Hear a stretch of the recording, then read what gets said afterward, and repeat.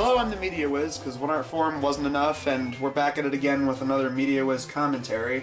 So, just like the last episode where we did a commentary on a music video, and those are on Vimeo and BitChute if you want to watch those, they're linked in the description.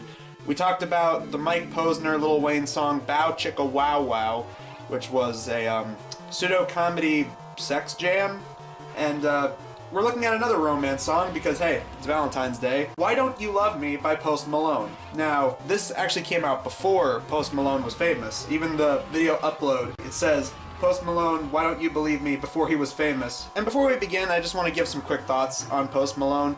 I honestly don't really know how to feel because on one hand, he seems very chill and down to earth and self-aware. That's what I like about modern musicians that have internet presence. People like Post and Lil Nas X, they at least have a self-awareness and they know that their songs are memes, and I like that. It gives a genuine sense of we're aware of the people that listen to us and follow us, and it shows that they can actually take a joke. It actually seems like a genuine reach out from the celebrity to the fans, and that I can appreciate. But when it comes to Post Malone's music, I can definitely see where the critics are coming from. I mean, I personally don't hate songs like Better Now or Rockstar. I know a lot of people didn't really care for those songs. I've seen those pop up on a lot of like worst of the year lists. But it's funny because a lot of those people that did those top 10 worst songs lists, just last year I've seen some people put some Post Malone songs as some of their favorite. And I can see why. It seems like a lot of Post Malone's newer stuff is trying to deviate away from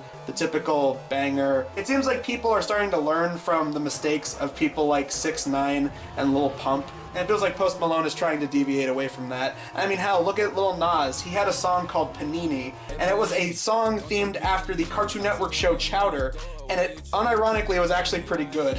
But today we're going to be looking at his first song before he officially blew up, and I'm super curious how this is going to go. I've seen that he's reacted to it, and he seems to be memeing it a lot. Like, just this year, before a concert, there's a video of him singing along to it as a joke. Why don't you love me?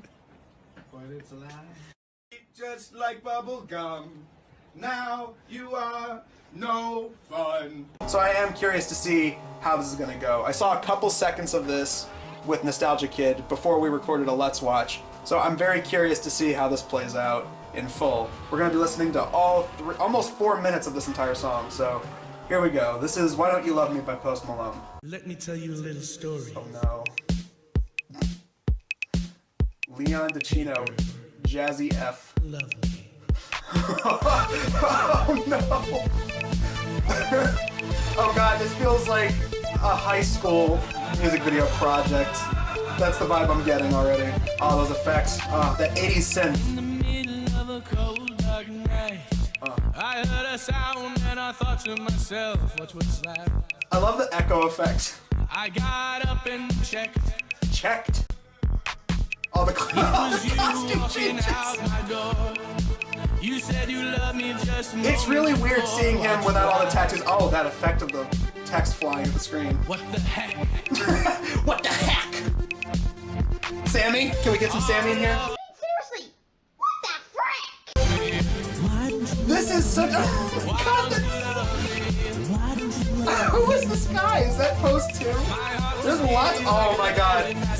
I love that his jacket says Bad Boy. My friend, Jazzy F. Oh, here we go. Oh, Jazzy F is this guy.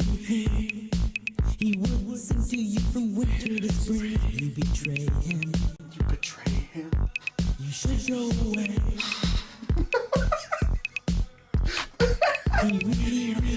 The effects on this are awesome. Oh, I didn't know this was also a lyric video.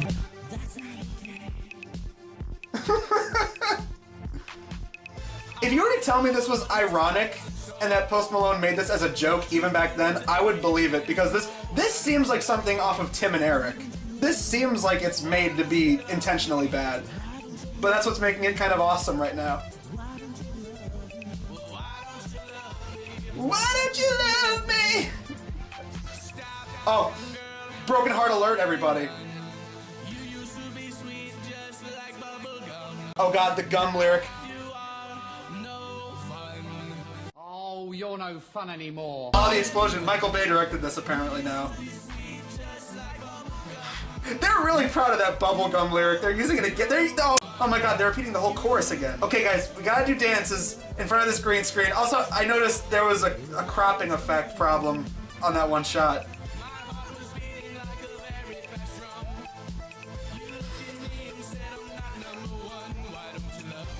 That shot where he sticks his arms out, what they should have done was they should have had a green screen of the sky, like as if he was flying. So tell me why, girl. Come on. So, final thoughts, that was so bad it was funny. I mean, the awful lighting effects, the green screen, the layering. There was lots of echo effect used on the audio, and it really shows.